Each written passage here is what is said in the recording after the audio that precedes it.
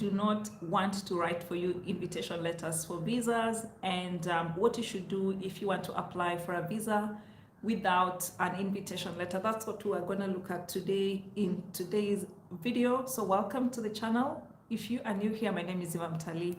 If you are a returning viewer, welcome back, and it's always a pleasure to have you guys here. So guys, today's video has been inspired by a post in one of the Facebook groups of which I am a member. The group is called Wanderlust Diaries, and an anonymous member made a post here. I'm gonna share it with you. Let me share it with you guys so you understand where I'm coming from. So here is the poster. It's on Wanderlust Diaries Limited, and this is the post. Hi, I would like to know what happens to me if I've invited someone over to visit in the UK and they refuse to return back to Kenya and overstay once their visa expires. Should I report such a person to the Home Office, as this could affect any future invitations for family who would also like to visit? Please advise. So guys, that is the posts. If you are on Facebook, it's on the Facebook page Wanderlust Diaries. Wanderlust is a Facebook group. It's a travel Facebook group. It has about 500,000 members, and that post that I've just shared with you guys was shared about 15 hours ago, and as at the shooting of this video, the post has about 700 comments.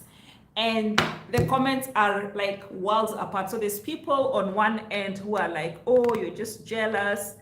Why do you want to report somebody? And then we have people who are on the other end, and most of them are in the diaspora. They're like, hey, by all means, please go and report this person to the Home Office. I do not know what you think.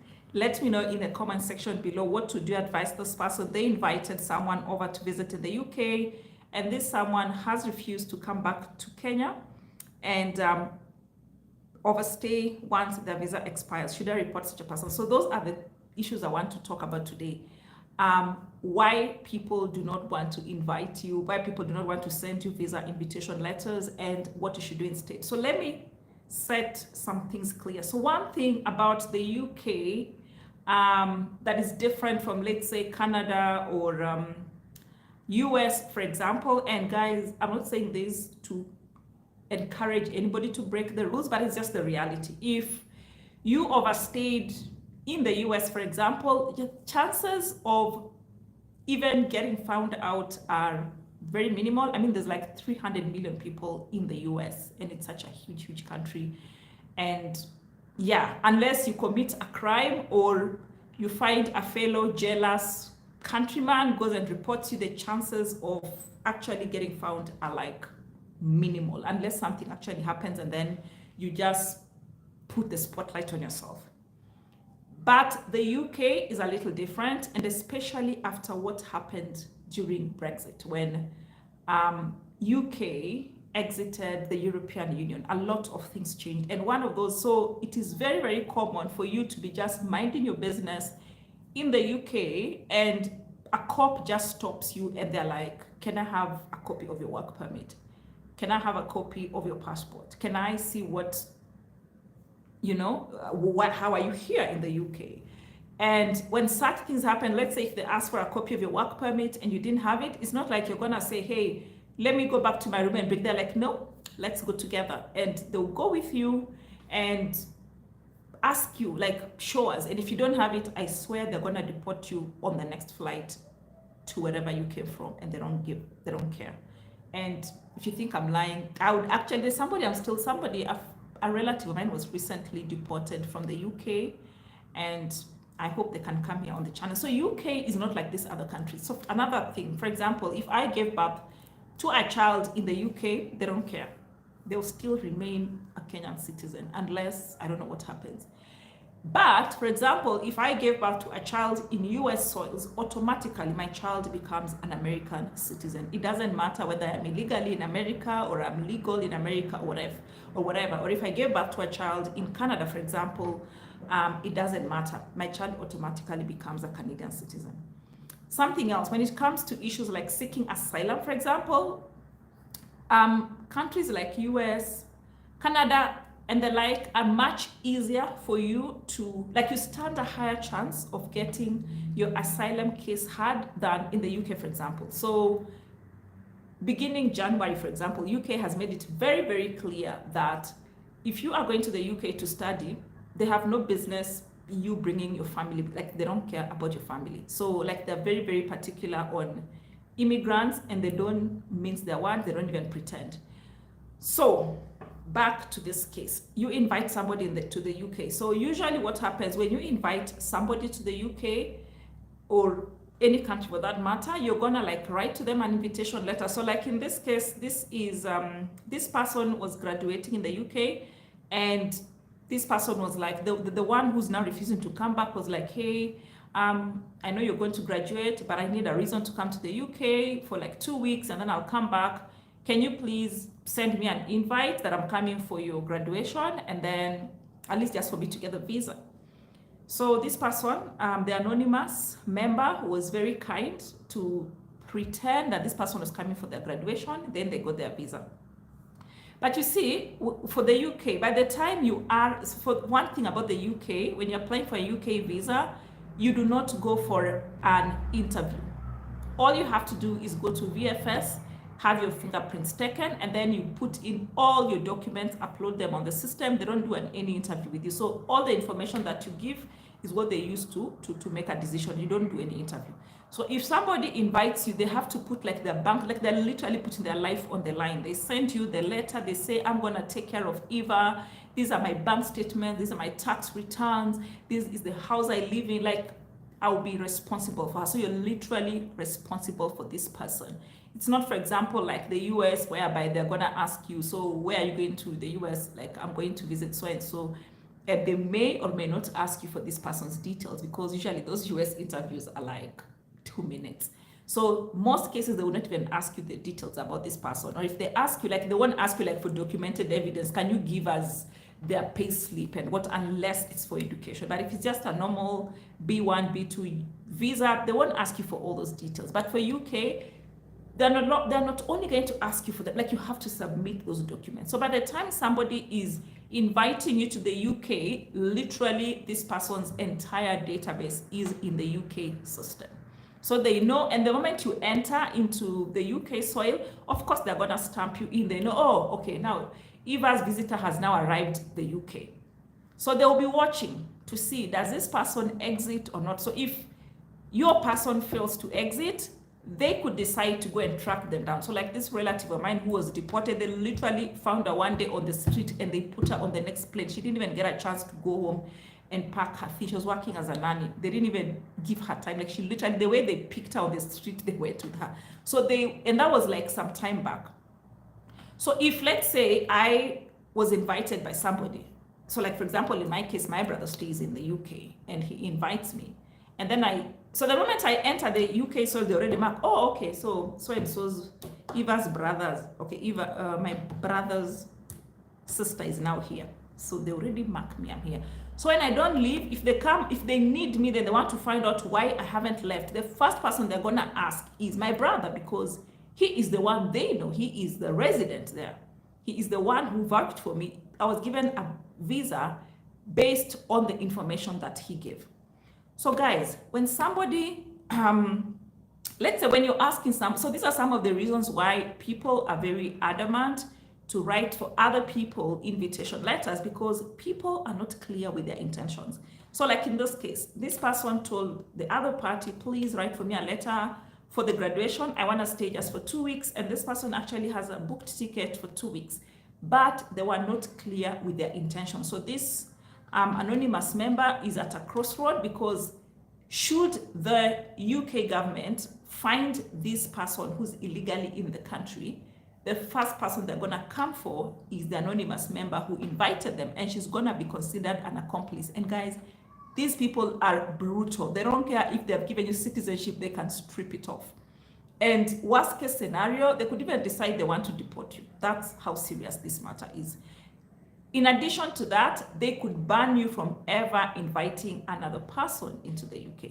But on top of all that, even if let's say they don't find you, I think it's just a breach of trust. If you come to me and tell me, Eva, can you give me an invitation letter? I think it's only fair to let me know that, hey, we're going to say I'm coming for your graduation. Lakini, to be honest, me, I don't intend to come back. So that when I am making this decision to give you an invitation letter, I have all the facts at hand and you don't blindside me, because like I think it's so unfair for this person. So like I'm so happy that 90% of the respondents were like, just go and report her because you're gonna be in trouble. Or best case scenario, let this person know that I know that you've said you don't wanna come back to Kenya, but just know it's gonna put me at jeopardy, it's gonna put me at risk. I could lose my job, I could lose my privilege of ever inviting other people, I could be stripped of my permanent residence. Like a lot of things could happen to me. So just know, if you don't go back, I'm gonna report you. Alternatively, you have to leave and go wherever you wanna go and come back on your own merit because you still have a visa. So guys, that's one of the main reasons why people don't want to write for you the invitation letters, because the risk is too high. Something else that most people do not understand, you see, like here in Kenya, if you come and live in my house and then I'm tired of you tomorrow, I'm just gonna kick you out. I'm like, you know what, I'm tired, just go. And if you refuse to leave, I can go and like call the police. I could like call anybody. I could use brutal force to throw you out of my house. That's not how it works in the Western world. The moment you invite somebody in your house, and it doesn't matter whether they're a guest or they are renting your house, you cannot kick them out. They will leave when they want. And if you try to push them out of your house by force, they're gonna go to the court and they will sue you. So that's how serious it is. That's another reason why people are so scared to ever invite anybody, because legally in Europe, in the US, in the UK, Canada, Australia, all these Western countries, you cannot kick somebody of your outside of your house. It doesn't matter the basis under which they can. So that is another reason why people are usually very, very scared of inviting strangers, or not even people you know, to their houses, because of that reason. And that's why, for me, on that particular post, the advice that I gave people, I was like, why are you even inviting people in the first place? There are so many ways that people can bring themselves into the country without having to get a letter of invite from an individual. And guys, while it might look like a very brutal answer, trust me, you are at a better position if the visa that you have is out of your own merit. Hakuna ati mtu anafeel, oh, if it wasn't for my invitation letter, this person wouldn't have gotten this visa. Because sometimes, guess what? The visa officer who was deciding your case probably didn't even look at that invitation letter. Maybe it was a case of favor. They just felt like, you know, they were just in a good mood that day and they were like, you know what, I'm just gonna give this person a visa. So sometimes you have that visa, not because of that letter, but there's no way to know that it's because of that letter you have a visa or not. And that's why I always encourage you guys. You do not have to be at the mercy of people. Like in this particular case, technically, this guest has a 6-month visa for the UK, but she had told her host, I'm gonna be here for 2 weeks. And it's only 2 weeks that have lapsed. So technically she's still legal in the country, but this anonymous member is worried that, hey, this person said they're gonna be here for 2 weeks, it's now week 3, they haven't gone. That's why I always say, guys, you do not need to depend on other people to get your visa. You do not need an invite from nobody. Yeah? And here on the channel, I have shared with you so many ways that you can still get your visa without an invite. You do not want to be at the mercy. Yeah, relationships end. Like, people cross paths. You go and get tired of each other when you're staying in the same space. And you don't want a situation whereby somebody feels they are responsible for you. And like in this case, even if somebody is inviting you, and that's how I always say, give yourself 18 to 24 months on average if you want to relocate, because it gives you time to build yourself, build a skill, get a job, save money, and then you can stand on your own merit and apply for that visa. If you are looking for accommodation, just go to booking.com and check out hotels that allow you to book and not have to pay or pay at the property, hotels that allow you to book without a credit card, and have that as your accommodation. When it comes to itinerary, just go to Google and type, give me sample, or even go to ChatGPT and say, sample UK itinerary, 14 days. You get an itinerary. And then, of course, have money in your bank account, because how are you going to people's country without money? You're going to need money, honey. You're going to need money. So get some money of your own. You do not want to be in such situations where you're at the mercy of somebody else, because this person, for example, if they had gone on their own merit, they can stay, but now they have to keep looking behind their back. Hey, what if they report me? What if, and like this anonymous member, I am certain he or she's gonna report, because 90% of the cases, like, people really fueled the matter and really scared this poster, and I'm certain she's gonna report this party. But sometimes, I mean, people go to these countries and kind of find their way out. So you don't want a situation whereby somebody could report you, or, I mean, it's better ushikwe because it was your day, but not that somebody goes and tells on you, because they're also trying to protect their back. You know what I mean? So guys, and also something else I also said that will improve like the strength of your passport, start by doing some travels in countries you don't need a visa for. So for example, if you are Kenyan, do a road trip to South Africa if you cannot afford the cost of a flight. That's between Kenya and South Africa is like 6 countries, I think. Those are all going to be stamps. In and out, you're going to have like 12 stamps. You don't need a visa for. You go through Tanzania, into Malawi, into Zambia, into South Africa. You can even cross over to Botswana if you want, Namibia, Mozambique, and back up. So guys, just keep your passport busy. Give yourself 18 to 24 months, guys. I always tell you, patience is the name of the game. If you wanna make use of my videos and they be helpful to you, you need patience. You need to be somebody mwenye anajituma, like you can do your own research and do further whatever is required. And of course, you're gonna need to be somebody who has something to offer. So guys, that's what I wanted to talk about today, and I hope this was helpful for you. Stop depending on other people. And you are all out there who are sending people invitation letters. How about you share them with them my videos that show them how to apply for visas, even without an invitation letter. Last but not least, conferences. Conferences are another easy way to apply for visas if you do not have an invitation letter. So most conferences will ask you to pay some money. So just find a conference that is related to your career. So for example, if you are an accountant, look for a conference for accountants. If you are a Seventh-day Adventist, look for a conference for Seventh-day Adventists. If you are Catholic, look for a conference for Catholics. If you are, I don't know, mental health expert, look for a conference that targets mental health experts. And once you have paid up, they're going to give you an invitation letter. Use that to apply for your visa. Stop depending on other people. Okay, guys, I will see you on the next one. Bye.